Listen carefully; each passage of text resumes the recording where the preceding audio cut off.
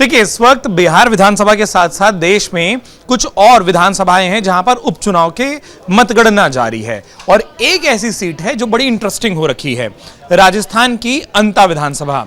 क्यों हम खोजकर इस विधानसभा की बात कर रहे हैं, आपको समझाते हैं। सामने चुनाव आयोग की वेबसाइट खुली हुई है, मैंने उसको रिफ्रेश कर लिया ताकि आंकड़े हमारे पास एक बार फिर से आ जाएं।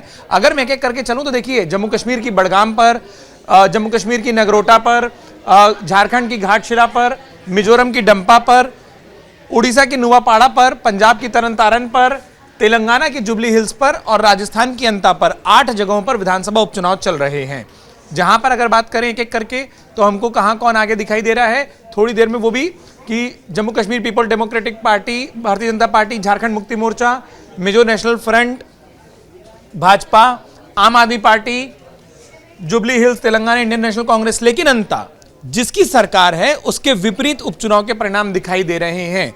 राजस्थान में भारतीय जनता पार्टी की सरकार है, लेकिन अंता विधानसभा की बात करें तो वहां इंडियन नेशनल कांग्रेस के प्रमोद जैन भाया आगे हैं। लेकिन सिर्फ कांग्रेस आगे है इसलिए हम इसकी चर्चा नहीं कर रहे हैं। मेरे सहयोगी वरुण आपको और बेहतर विश्लेषण बताएंगे। 20 राउंड की गिनती होनी है, 6 राउंड की गिनती हो चुकी है। इसमें अगर आप देखें, प्रमोद जैन भाया जो हैं वो इंडियन नेशनल कांग्रेस के इस वक्त आगे चल रहे हैं। 23,693 वोट उनको मिले। दूसरे नंबर पर भी वो पार्टी नहीं है जो कि राज्य की सत्ता में है, यानी कि भाजपा। दूसरे नंबर पर है नरेश मीणा, निर्दलीय उम्मीदवार, 18,644 वोट पाकर दोनों के बीच का अंतर है 5,000।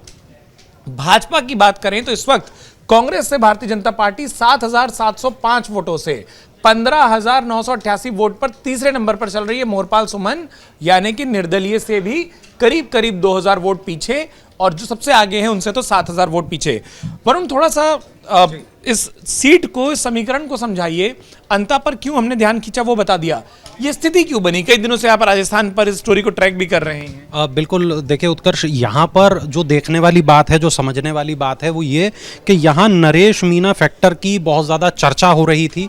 लगातार नरेश मीणा जो है वो सुर्खियों में बने हुए थे। हमने देखा कि नरेश मीणा ने जिस तरीके से एक एसडीएम को चांटा मार दिया था, उसके बाद उनको जेल हुई थी, उसके बाद जब वो रिहा हुए तब भी इस बात को पूछा जा रहा था, कहा जा रहा था क्या नरेश मीणा का करियर अब खत्म मानिए, लेकिन नहीं, ऐसा नहीं हुआ। वो लौट के आए और दुगनी ताकत से लौट के आए, और जो वोट हैं उसमें इस चीज को परिलक्षित होता हुआ हम देख रहे हैं। एक यहां पर खास बात यह कि जो नरेश मीणा हैं वो कांग्रेस के ही बागी हैं, उत्कर्ष। वो पहले ये इनके अगर शुरुआत की बात करें नरेश मीणा की, तो इनको यूथ का नेता माना जाता है, छात्रों का नेता माना जाता है, और इन्होंने लंबे वक्त टिकट की दावेदारी की अंता सीट से। लेकिन जब टिकट इनको नहीं मिला और वो टिकट प्रमोद जैन भाया को मिल गया तो नरेश मीणा निर्दलीय ही चुनाव मैदान में उतर गए, और अब नरेश मीणा कांग्रेस का खेल बिगाड़ने में जुटे हुए हैं। हालांकि अभी तस्वीर उस तरीके की लग नहीं रही है, हालांकि फिर भी जो अंतर है दोनों का बहुत ज़्यादा नहीं है। और अब 7वें राउंड का जो मेरे पास में आंकड़ा आया है वो ये बताता है कि भाया को 28,575 वोट मिल चुके हैं, नरेश मीणा 21,586 वोटों पर चल रहे हैं, और मोरपाल 18,408 वोटों पर हैं। कुल 68,703 वोटों की उत्कर्ष अभी तक गिनती हो चुकी है।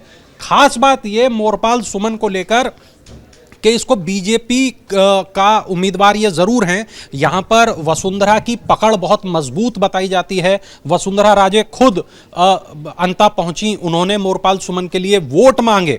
बीजेपी के और तमाम कद्दावर नेता वहां पहुंचे, उन्होंने बीजेपी के लिए वोट मांगे, लेकिन यहां पर बीजेपी बिल्कुल भी अच्छी स्थिति में तो मैं कहूंगा नहीं दिखाई दे रही है। और नरेश मीणा, हालांकि कांग्रेस का खेल उन्होंने जरूर बिगाड़ा, लेकिन फिर भी वो कांग्रेस बहुत अभी वहां पीछे नहीं दिखाई दे रही है। आपने जो आंकड़े बताए हैं, अगर उसको मैं मान लूं अभी, क्योंकि वो इलेक्शन कमीशन की साइट पर अपडेट नहीं हुए हैं, लेकिन हम मान रहे हैं कि हमारे सहयोगियों के जरिए हमारे पास ऑफिशियल आंकड़े आ रहे हैं।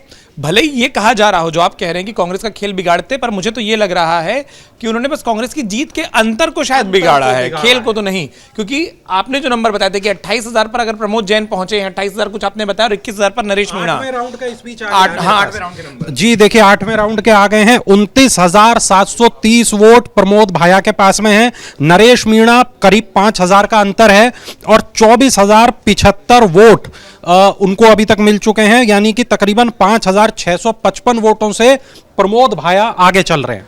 और वो जो मैं कह रहा था, क्योंकि खेल अगर वो बिगाड़ेंगे तो भी भारतीय जनता पार्टी का खेल बनेगा नहीं उसमें। तो राज्य में जिनकी सरकार है, मुख्यमंत्री जिनका है, या जो आपने कहा कि कद्दावर नेता वसुंधरा राजे सिंधिया जैसा नाम, अगर वो जाकर मोरपाल सुमन के लिए प्रचार करते हैं, और हमारे पास जो 8वें राउंड के नंबर आए जो आपको वरुण ने बताया, या इलेक्शन कमीशन के हिसाब से 6वें राउंड के नंबर के बाद अगर वो 7,000 वोटों से पीछे हैं, जिसमें एक निर्दलीय प्रत्याशी 18,000 वोट और लिया है, सोचिए ये भाजपा के वोट नहीं है, ये शायद कांग्रेस के भी वोट नहीं है, नरेश मीणा के वोट हैं, पर अगर ये बढ़ते तो ये अंतर और बड़ा होता। तो ऐसे में एक विधानसभा सीट पर क्यों आखिरकार सरकार से, राज्य की सरकार से, और उसमें स्थानीय समीकरण हावी हो जाते हैं, क्यों नाराजगी है? कई बार ये भी कहा गया कि नरेश मीणा जो है वो अपना नामांकन वापस ले लेंगे। बीच में कई बार कहा गया कि नरेश मीणा को समझा लिया गया है, लेकिन ऐसा कुछ हुआ नहीं है। नरेश समझाइश किसकी ओर से? सरकार की ओर, भाजपा की ओर से, कांग्रेस की ओर? ये कांग्रेस की ओर से भी थी। कहा यह भी जा रहा था कि भाजपा भी लगातार उनसे बातचीत कर रही है। कहा यह भी जा रहा था कि भाजपा भी उनसे ये कह रही है कि तुम अगर मतलब अपना नामांकन वापस ले लोगे तो बेहतर होगा। कई नेताओं ने बात की, कांग्रेस के भी नेताओं ने बात की, भाजपा के भी नेताओं ने बात की, लेकिन नरेश मीणा ने अंततः सुनी अपनी दिल की ही, अपने दिल की सुनी। और हमारे लिए जो बड़ी बात यह है कि वो 8वें राउंड तक की गिनती अगर वरुण के पास मौजूद है, 20 राउंड होने हैं, खेल बिगड़ेगा तो अभी तक जो स्थिति दिख रही है वो कांग्रेस बनाम निर्दलीय में, नरेश मीणा बनाम प्रमोद जैन में ही। तो भारतीय जनता पार्टी जिस राज्य में सरकार में हो, वसुंधरा राजे सिंधिया जैसे कद्दावर लीडर किसी के लिए कैंपेन करने जाए और वो प्रत्याशी, वो उम्मीदवार अगर तीसरे नंबर पर खसका हो, तो उसके कारण क्या होंगे? जब पूरा परिणाम आएगा तो उस पर तो विश्लेषण करेंगे।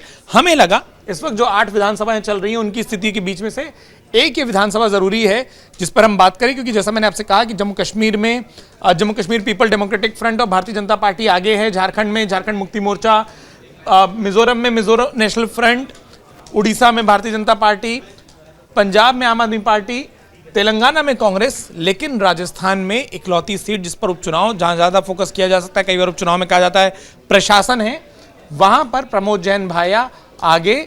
और कितना आगे वो लगातार तस्वीरों में आपको दिखा रहे हैं। सीट पर हमारी खास नजर इसीलिए बनी हुई है, आगे भी जो अपडेट होंगे वो हम आपको लगातार देते रहेंगे। बहुत बहुत शुक्रिया। अगर आप ये वीडियो YouTube पर देख रहे हैं तो हमारे चैनल को सब्सक्राइब कर बेल आइकन दबाएं, और Facebook पर देख रहे हैं तो हमारे पेज को लाइक करें।